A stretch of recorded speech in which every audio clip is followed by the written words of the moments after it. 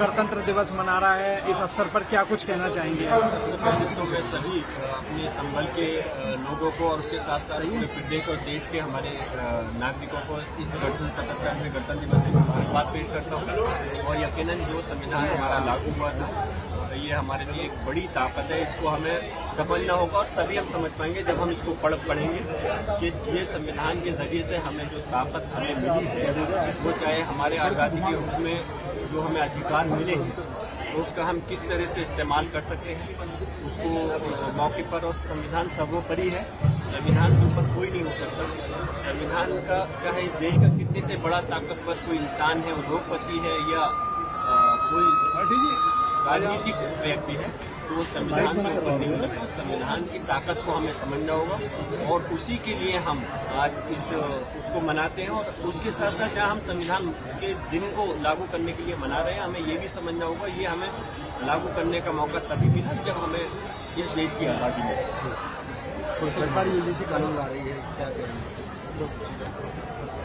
बिल्कुल, वैसे आज के मौके पे मैं इस चीज़ पर कोई टिप्पणी नहीं करना चाहता, लेकिन जो चीज़ भी गलत सरकार अगर काम करने का काम करेगी तो हमारे इस जनता ने हमें इसलिए ही चुन करके भेजा है कि हम सरकार की मुखालफत कर करके उनको आईना दिखा सकें कि हम गलत अगर सरकार करेगी तो हम संसद के अंदर बैठ करके खामोश नहीं रहेंगे, बल्कि जो इस देश के हित में जो भी बेहतर होगा, अगर सरकार सही बिल लाती है जो देश के हित में होगा तो हमें बिल्कुल इस बात को जिम्मेदारी से कहता हूँ मैं उन बिल का हमारी पार्टी समर्थन करेगी।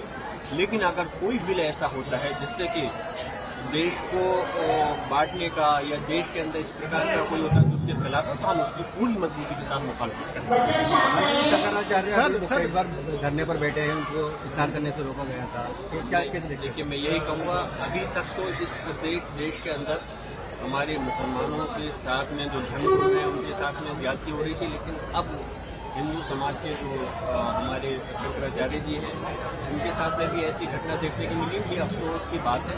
हम चाहते हैं कि धर्मगुरुओं का सम्मान होना चाहिए, उनका किसी तरह का कोई अपमान नहीं होना। सर, सीओ अनुज चौधरी पर FIR के आदेश हुए थे, फिर उसमें जजों का ट्रांसफर भी हुआ, क्या कहेंगे पूरे मामले को लेकर?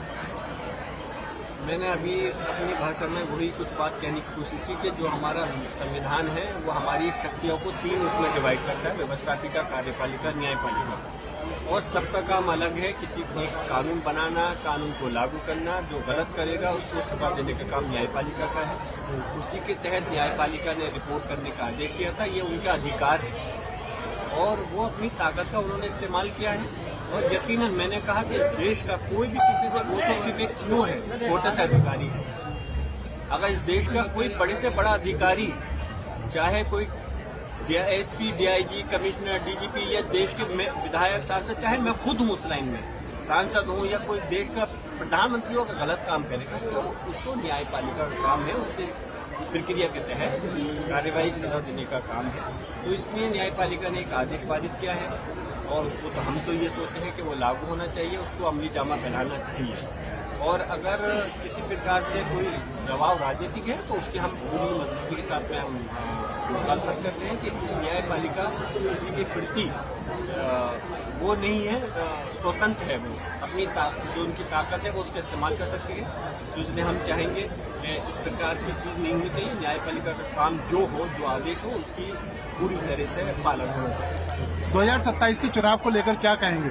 2027 का जो चुनाव है उसमें अभी सांसद जी हमारी पार्टी के मुखिया माननीय अखिलेश जी ने बैठक भी की थी और हम चाहते हैं कि इस प्रदेश की तरक्की के लिए और ये देश की तरक्की में अपना सहयोग दे सके। आने वाले समय के अंदर हम अपनी समाजवादी पार्टी को मजबूत करते हुए पूरा हमारा प्रयास है कि और हम इस बार जनता बदलाव चाहती है, माननीय अखिलेश यादव जी को मुख्यमंत्री बनाएंगे। ब्रजेश पाठक जी का कहना है कि अगर मुस्लिमों का साथ छोड़ दिया जाए तो अखिलेश यादव प्रधानी का चुनाव भी नहीं जीत सकते। ख्वाब देखने का काम हर किसी को है, अगर वो ख्वाब देख रहे हैं तो देखें बिल्कुल, लेकिन उस चीज़ में बहुत फर्क है। उनको शायद इतिहास मालूम होना चाहिए कि इस प्रदेश के मुख्यमंत्री माननीय अखिलेश यादव जी रह चुके हैं और अभी जो 2024 का चुनाव हुआ था 37 सांसद जो बने थे वो समाजवादी पार्टी की अखिलेश यादव जी की नीति के तहत ही बने थे। आने वाले समय में जो उनकी ये गलतफहमी है, आने वाले 2027 के चुनाव में जनता इंशाल्लाह दूर करेगी। गठबंधन पर क्या कहेंगे? हमारा पूरा प्रयास है और गठबंधन इंडिया गठबंधन मजबूती है और अपने जो आने वाला चुनाव होगा गठबंधन के साथ में हम पूरी उम्मीद है कि साथ मिलकर के ही लड़ेंगे। लेकिन गठबंधन पर तेजस्वी यादव का कहना है कि राहुल गांधी फटफटिया मास्टर है। इख्तलाफ एक घर में भी एक परिवार में भी हो जाते हैं और गठबंधन है तो यकीनन यही तो हमारे इस देश की संविधान की ताकत है कि अगर किसी को किसी चीज़ से कोई इख्तलाफ है तो अपनी बात को वो बखूबी कह सकता है।